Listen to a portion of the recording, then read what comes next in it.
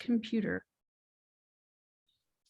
Welcome, everybody. We're so glad to have you today. I'm going to start the PowerPoint screen share, and we are today talking about celebrating, recognizing, and honoring our Patient and Family Advisory Council members. We're so excited to have Erica Steed join us today, who has great ideas around this.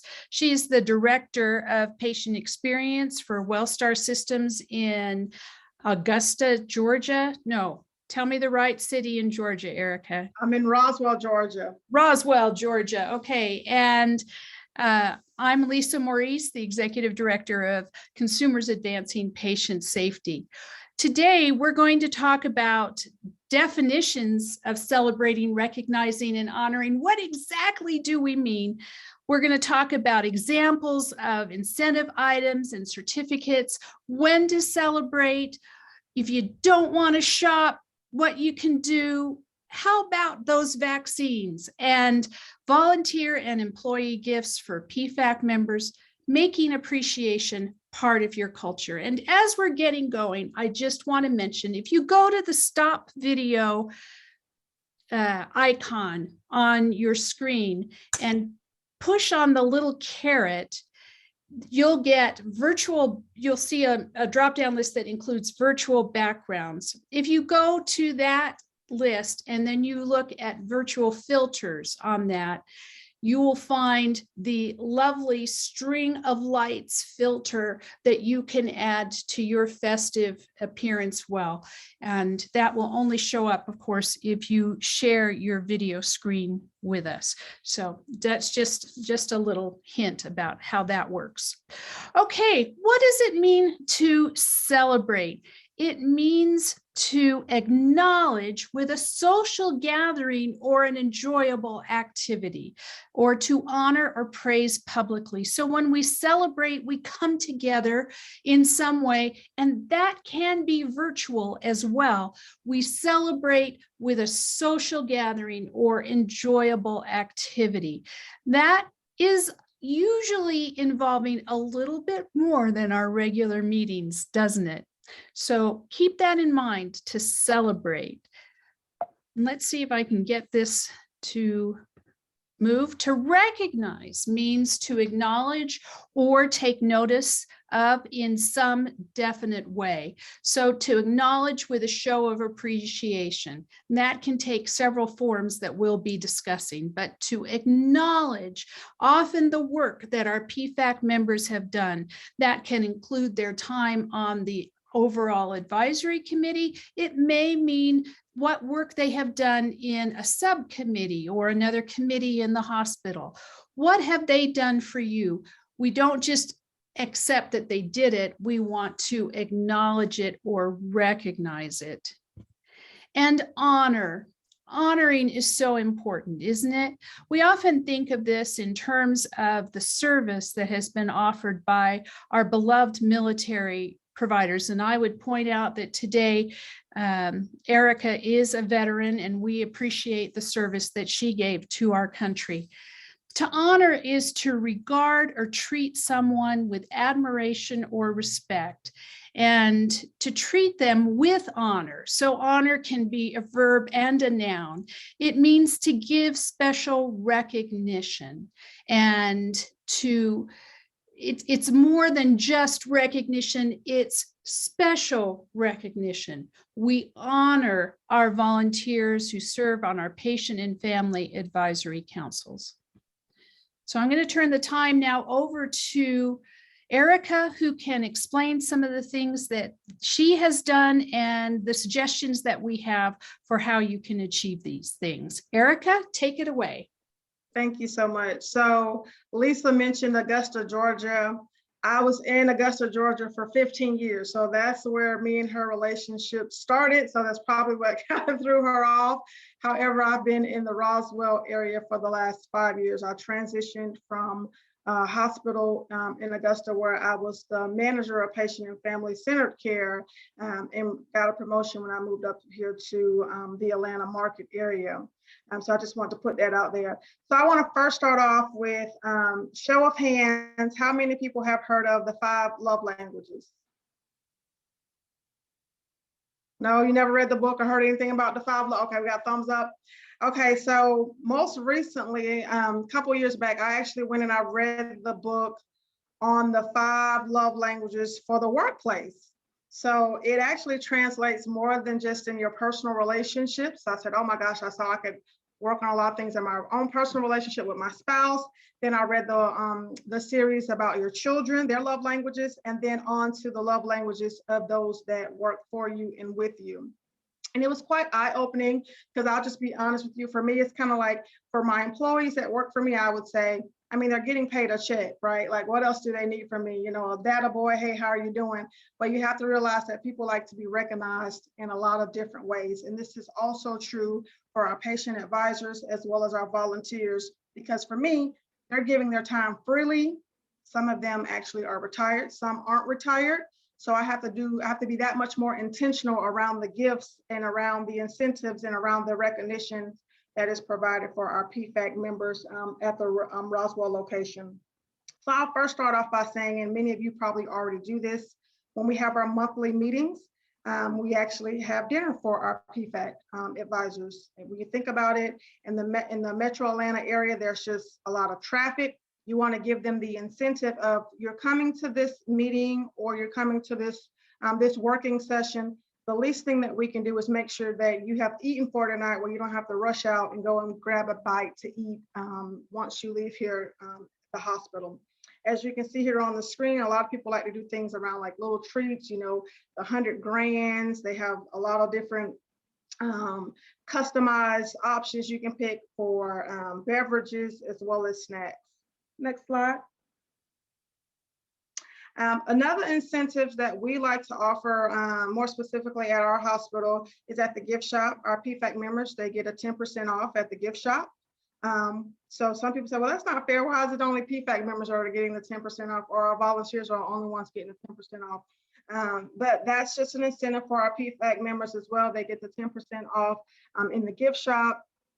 And also they get like back to the dinners and things of that nature. We try to make sure that we offer healthy snacks and options.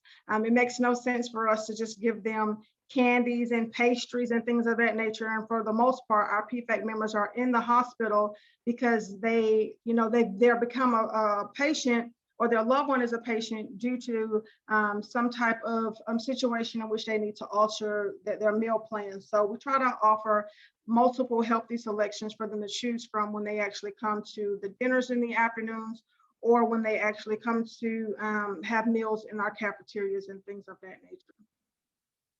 Next slide. Let me go back. I'm sorry, I just want to go back real quick. You can stay on that slide right there, Lisa. Another thing, we used to actually do once a year, the honey baked ham gift cards. And I was like, I don't even eat ham. And I know it's not a lot of options at the honey baked ham gift organization, you know, restaurant. Let's give them other options. So going back to that whole healthy options, we switched from just giving honey baked ham gift cards to providing our PFAC members with a Kroger gift card. So that gave them a wider variety of things that they could choose from whenever we provided them with gifts. Oh, I'm sorry, somebody's got questions. I'm gonna pause so you don't lose your thoughts. So let's go, is that Chastity? Yes, and I'm so sorry my camera's off, you all. So with the discount, did you also give a discount for the cafeteria or just the gift shop? Yes, they also get discounts inside of the cafeteria. So say for instance, this week we had a Susan Cook. She came and did some simulations with me with the staff. So instead of getting a discount because she physically worked, I'm sorry, I'm blurred, so you probably can't even see my air quotes. But because she physically came and volunteered some of her time, she actually got a free meal this week.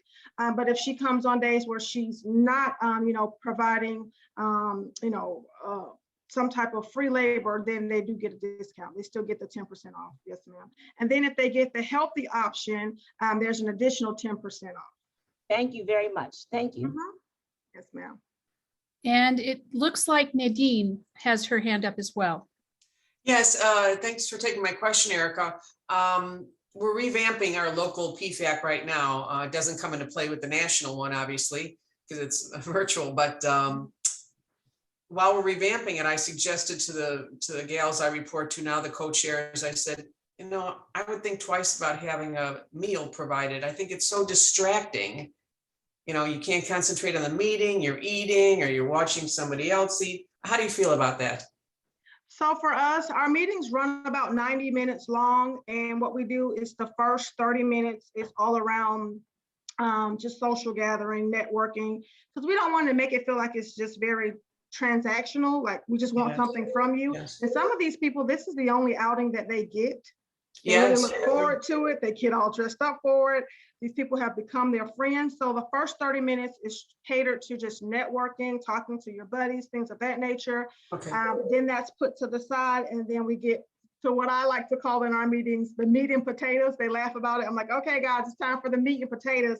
And that's really where we put the food away. You may still have your water in front of you, but then we'll get into conversation and dialogue and things of that nature. But we spend the first 30 minutes just networking. It also gives my C-suite, as well as some other team members who may have just gotten off at 5, it gives them an opportunity to make it to the conference room. Certainly, thank you.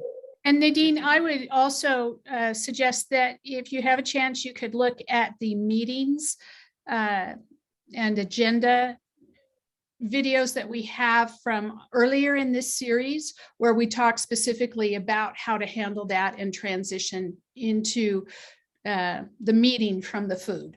Great, thank you. Absolutely. So some incentives, you know, of course, there's the mugs, there's the holiday ornaments, things of that nature. I have an opportunity to work with an amazing group of my C-suite. They're just amazing.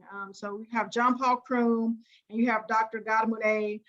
They're true champions of our program. So we just implemented something recently. And you can just actually go and Google this. It's things that you can mail without an envelope, right? And there's like a list of these things.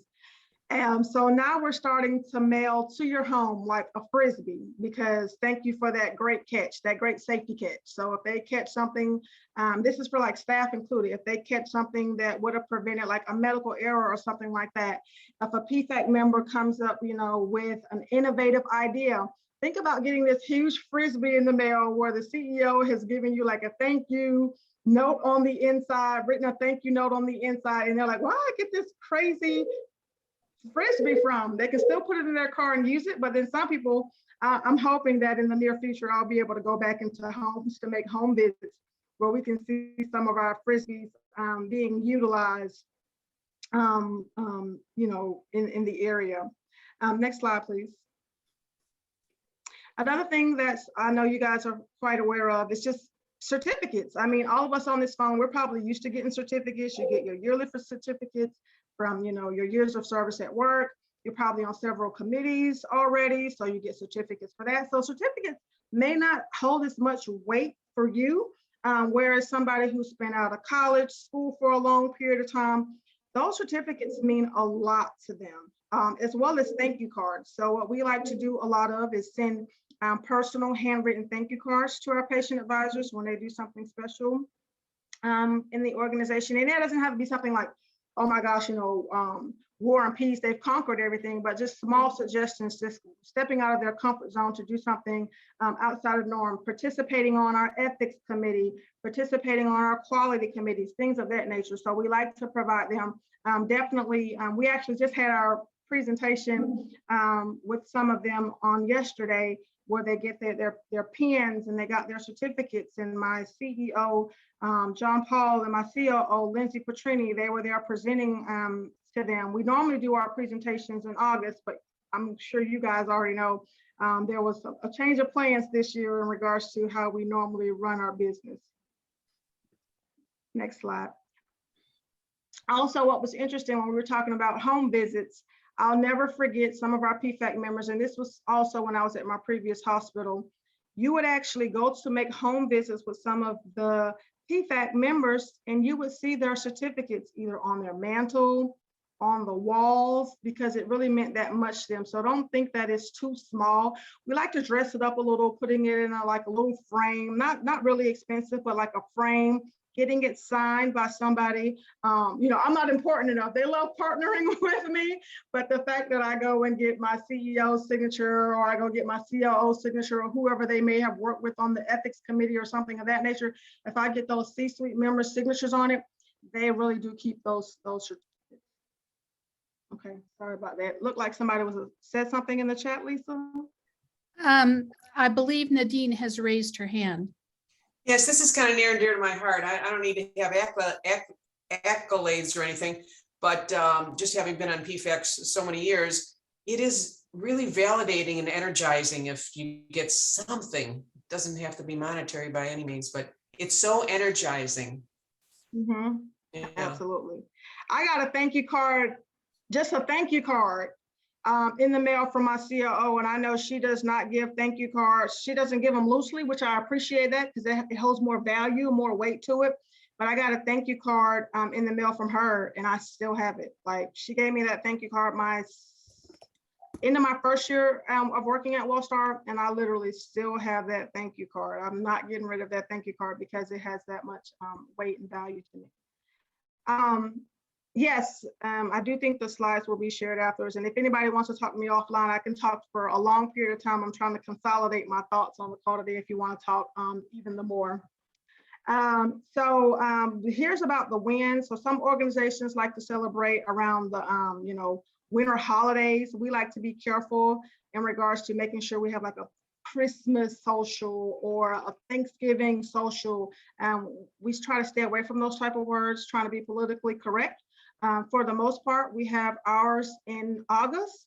The great thing about us typically having ours in August is we know what our budget is for the year because our fiscal year starts in July. So I know what our budget is.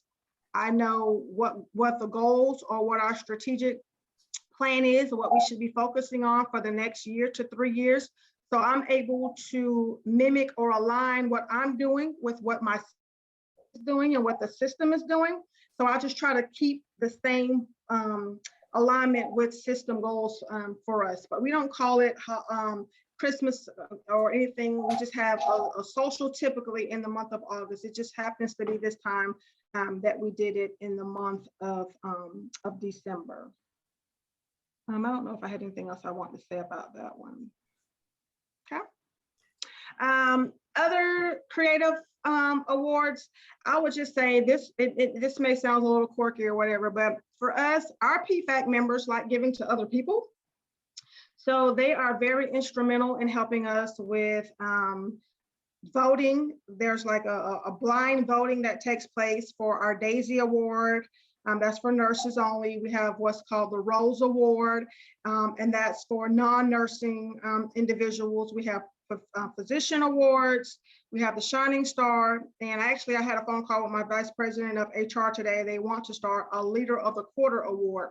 And our PFAC members, once I get all of the nominations in electronically, I blind out all of the names. They actually created what the scoring system would look like, what the values that are associated with these different awards, and they vote on who the winner would be without knowing who the name is. Once I find out who they voted for, I then share with them that individual's name. From there, I find out like when that staff member is going to be working again, and then some of our PFAC members actually come and participate and present the awards to the staff members. So I know we're talking about giving awards to our PFAC members, but our PFAC members also like giving awards to other individuals. So they participate in, we give gift cards, we give coffee. People love having their pictures up on the wall inside of the newsletter, things of that nature. So that's our biggest. We have a rewards and recognition committee that several of our PFAC members actually are. We have 2 chairs on that committee that help me with all of the reward and recognition for our local Roswell location for Wellstar. So that's all that I had really to share, except I had one more. I don't know how I forgot this. Okay, so let me just start off with this small disclaimer. I took getting the vaccine for granted because I'm a healthcare worker, so it was extended to healthcare workers first, right? Well, one of the first, as well as I'm a veteran. So I had two options. Hey, I can go to the VA here in Atlanta to get my shot, or I can literally walk down the hallway at the hospital and get my vaccination. I had already decided, me and my family, long story, my son's autistic. I have my views. I didn't want to get a shot for the first 6 months. I said, let me see if anybody else limbs falls off. So I had decided personally that I was not going to get vaccinated for the first 6 months when the option was given to me. However, I thought about the PFAC members, volunteers, and I said, hey, we need to get you all in here and get you vaccinated if you so choose. It wasn't a big deal to me because for me and my lenses, I had access to it in multiple ways where I didn't realize what our PFAC members were going through back in February and March, trying to, trying to figure out if the health system was going to allow them to get vaccinated. Long story short, we were able to do a session for our PFAC members and our volunteers. I was flooded with so many thank you cards, not realizing that that small gesture meant so much to our PFAC members, but they are an extension of us. I really do see them as an extension of being a healthcare worker provider because they give us so much insight.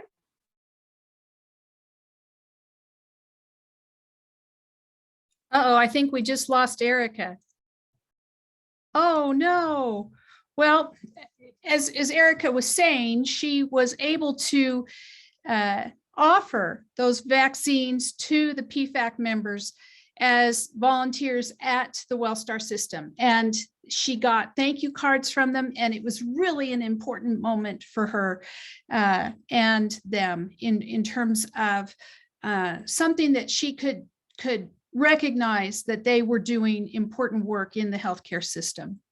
I wanted to transition to creative celebration because when you have a pandemic, what in heaven's name do you do? And I know this wouldn't work for your national PFAC, Nadine, but it would work for a local PFAC. And this is what Julie Moretz at Augusta Health Center in Augusta, Georgia did. She had a drive-by celebration where the PFAC members came by and received gifts, and she posted on their Facebook page, and you can see that she dressed up in festive attire along with her co-worker. So that was a really interesting way to do it, a drive-by celebration. For the local Comagene PFAC, local to me, we sent everybody on the PFAC a kind of a party package that had treats in it and cocoa that they could use when we had our mini celebration at our last meeting of the year. And we also played a game online. We looked at music or movie trivia, and then we did a getting to know you activity where everybody described their favorite holiday traditions. It was touching. The staff participated as well as the volunteer members, and it was a good way to bond actually over the holiday season and getting to know each other a little bit more. So yeah, we're glad you're back, Erica. We've moved on. We just want to say that we want this honoring, celebrating, recognizing to be part of your culture. It should be regular. It's great if you plan to do something every year and have a big celebration once a year, but consider having little things as you go throughout the time and recognize what people are giving to you as they do it, with those interim certificates for serving on a committee or a little pencil that has the hospital name on it. We call that swag, which stands for stupid, wild gifts, right? Swag. So give that swag out. Let them have a little tchotchke that it just shows them that they're recognized. It's the thought that counts, and it shows that you have a culture of appreciation. Before we move on, are there any further questions? I'm going to check for raised hands. I don't see any. Okay, we're going to move on to, you will get a PDF.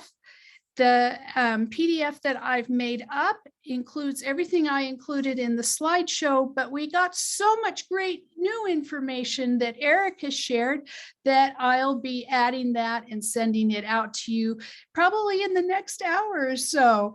And that will also be posted on the Consumers Advancing Patient Safety website, which is so easy to remember because it's patientsafety.org. And we hope you'll look on the website and find our resources there, including the previous PDFs for this series. And now I want to just share our contact information, which will be also available on the PDF, and turn it over to Armando to share with us how you can learn all of these things in an easy format and a product that H2PI is offering. Armando? Thanks, Lisa. So my name is Armando Nahum. I live in Atlanta, Georgia, and I am the principal of H2PI, the Healthcare and Patient Partnership Institute. We developed this organization right after the Partnership for Patients was established by CMS in 2011. Asking hospitals and healthcare organizations to embark on patient engagement. And we have a whole set of toolkits to help your organization develop a PFAC from ground zero. As we went around the country developing these PFACs, which Lisa helped us a lot as well, we found out that some organization had already PFACs. So we had to come up with ways to augment that work, and how do we advance your PFAC to the next level? Well, then the pandemic arrived, and that put us all into a state of craziness. But we came up with a solution. We couldn't travel to these hospitals, obviously, because of restrictions.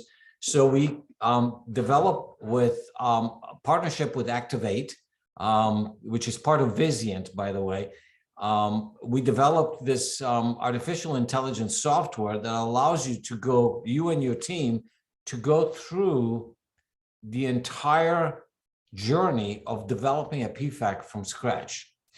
Now, some organizations, because of COVID, had already PFAC, but they had to put it aside because of other priorities, obviously. And now they're coming around and say, well, wait a minute, we want to reinvigorate our PFAC.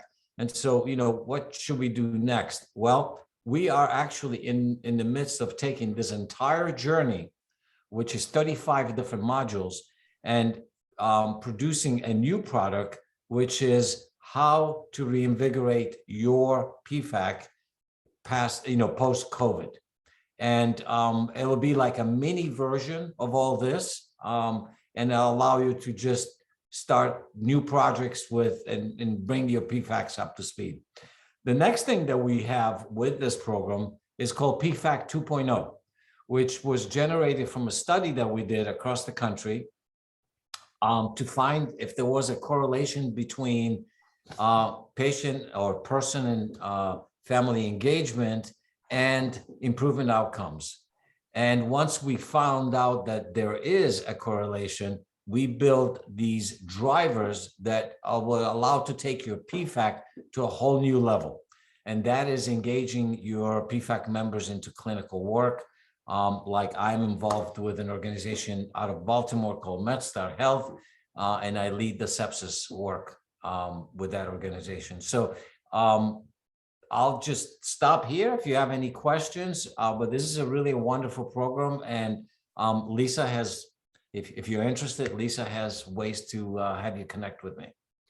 And we will include Armando's information as well in the PDF that you received. It's a great program. It is an opportunity for you in a very cost-effective way to learn about starting a PFAC or getting another PFAC going.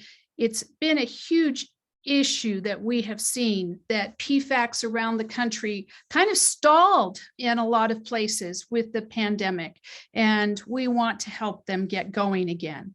And that's why next month in January, we're going to hit the most often asked question that I receive, which is, where do you find patients for your PFAC? We'll address why that question is very reasonable and give you some ideas around how to find those patients. So that link to register is active. That will be sent with the PDF you should be receiving in about half an hour or so, and we'll hope that we see you there. I just noticed that Karen joined. I'm sorry that we're almost done here, Karen, but we're glad you tuned in. You'll be getting the PDF, and this will be posted on the CAPS YouTube channel as soon as it's done downloading, and I take the time to get it to Armando, who helps me with that.